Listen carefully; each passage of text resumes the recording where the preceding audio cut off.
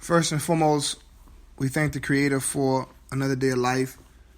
Despite what's going on in your life, despite your situation, despite your struggles, it's a blessing to have life.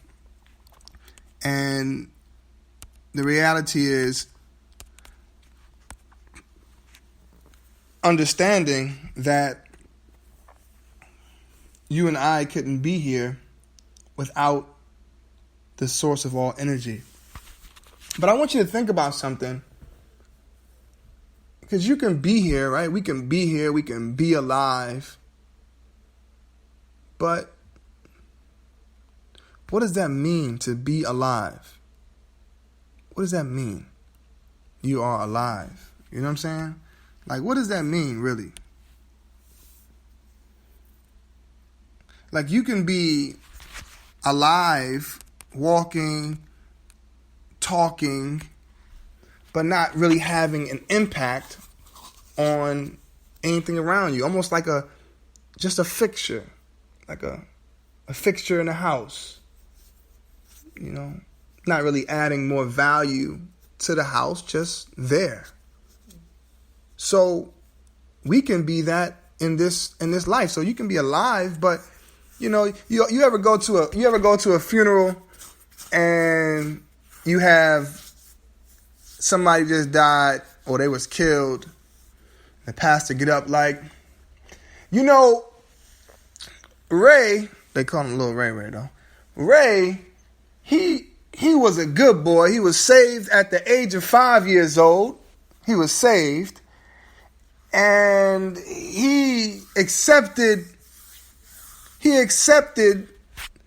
this way of life at 5, and he attended this church or this mosque, and he was a good boy. Now you thinking to yourself, no, the hell he wasn't. He was not a good boy. He just robbed somebody just last week. Matter of fact, the reason why he got shot was somebody came and retaliated off of what he did. He was a hellraiser while he was on earth. So it's one thing to be alive, but are we being productive, that we are benefiting those who are here now, that we are answered prayer to those who left, and we are planting the right seeds for those to come? So we ask God not to only give us life, but to bless us to be productive, and to live the type of life where even the undertaker is sad to bury us. You know, I've been thinking about this topic of controlling oneself, and I tell you, it is not easy. We can have the answers to things, but the implementation of it is totally different. Controlling yourself.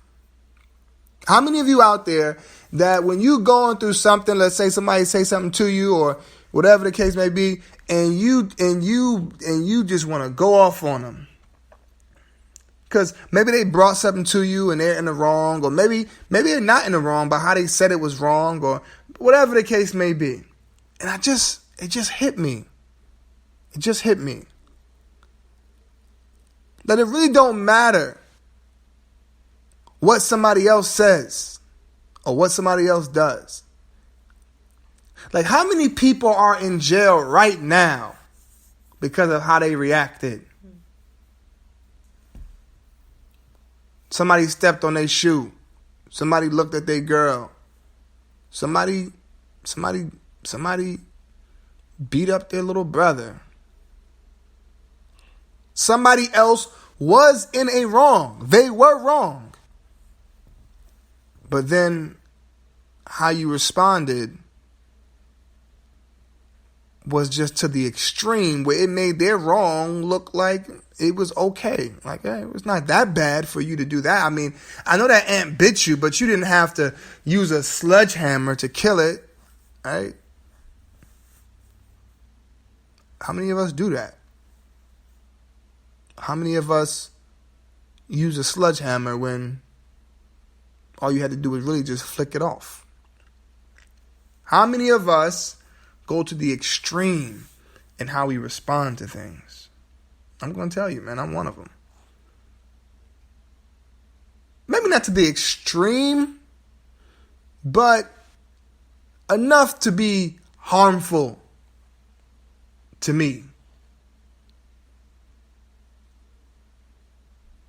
We have to learn how to control ourselves. And you can't control what people do to you. You can't control what comes out of someone's mouth. You can't control what they do. You can't control it. It's not possible. You can't do it. No matter how much we would like to, or how much we might try, or how much we think that we are in control, but we're not. We're really not. But how we respond to things is in our control. So the reason why I'm even doing this podcast is that certain thoughts come to my mind, and I'm just hoping and praying that it can be of benefit to you. I'm hoping it can be of benefit to you. Like, I don't want to talk about Kanye and Kim Kardashian or what new song is out, unless I need to talk about it because it's something that is not beneficial, right?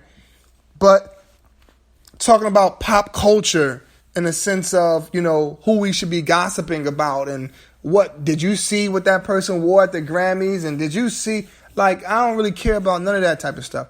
I like to discuss things that's really impacting our lives. I know it impacts mine, so I'm just wondering if it's something that's on your mind too. Did you think about this? And one thing that impacts me is my lack of control. My lack of control. Somebody say something to me.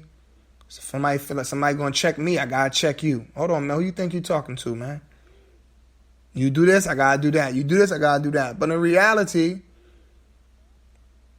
that's a sign of no faith, man. Or a lack of. Because why don't I believe that God will handle my battles? Why I feel like I got to fight them? That's my journey. I wanted to share my journey with you. I'm sure you can relate to it, or you know somebody that can relate to it. Your greatest battle and your greatest enemy will be your own self. And the greatest battle that you and I must overcome is the battle of self. And once we can overcome that, then ultimately we will win. I pray that you and I continue to fight ourselves to manifest the best of ourselves. And may we always stay in constant contact with God to help us with that battle. We even need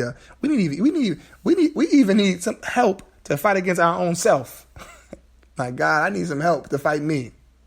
I can't even beat myself one-on-one. I need some help. Help me. Why? Because my lower self is getting help from a different energy. That self that is angry, or that self that is, that self is getting help from a different energy. The world, Satan, evil spirits. So I need my higher self to get help from a greater energy. And you do too. May God bless you. May God strengthen you. May God guide you and guide us all to reach our best selves. Peace.